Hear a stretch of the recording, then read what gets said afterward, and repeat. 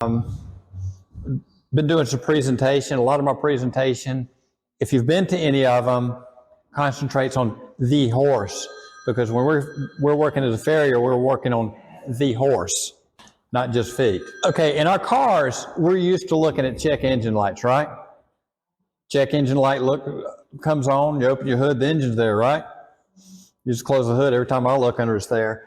But horses have a lot of check engine lights, and they're screaming at us. We just need to learn to pay attention. As far as anything that I have to call Megan in on, or anybody else, if we were paying attention way ahead, we could have done something about that check engine light before it became a serious problem. Too many times, these things are serious problems, and we get the call, and you're way over the edge, and then it's time to fix it. So, you know, the body of the horse, the development of the body, you know, how the muscles develop all follow function movement patterns.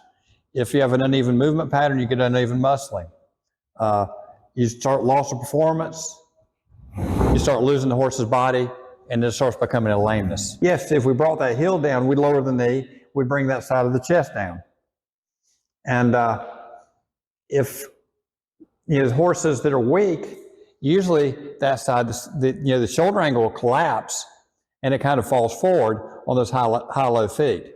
I had my best friend for many years was totally blind. He was a massage therapist, and he would brush across the triceps, real quick brush with his hand, and he'd tell you if it was a high foot, low foot, or anything like that, because of the way the muscles developed.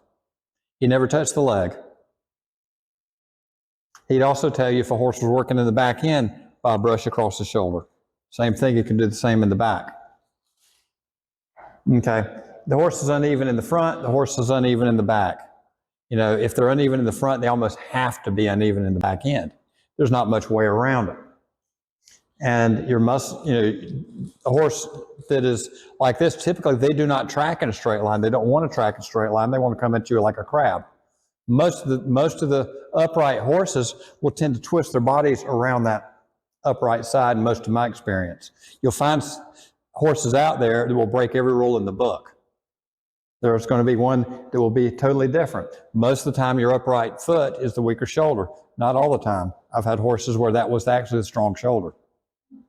You can read every book out there. Horse doesn't read that book. Okay. Because of the not tracking straight, it affects muscling in the hind end of the horse.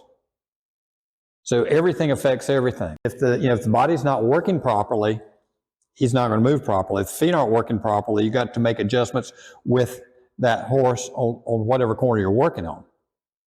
And you know, for a horse to do your diagonal movements, he's got to be able to go straight first. For a horse to collect, he's got to go straight. Well, if not, he's only doing diagonal movements one way because his body's bent that way, right? Okay, back into the horse. He doesn't want to stand square. He doesn't like it. It's not comfortable there. Later on it was. Okay, now, when you're looking at horses, if you notice in this picture, we're looking through to that front leg, right? From the front, it wasn't as noticeable as it was behind, but see how crooked that front leg is? And this is what you're given to work with, and this was bought to be a performance horse. And many times I get horses that they bought them, he's bred this way, he does this, and you get him home, and you're like, isn't he beautiful? And my first response is, oh God, you bought that.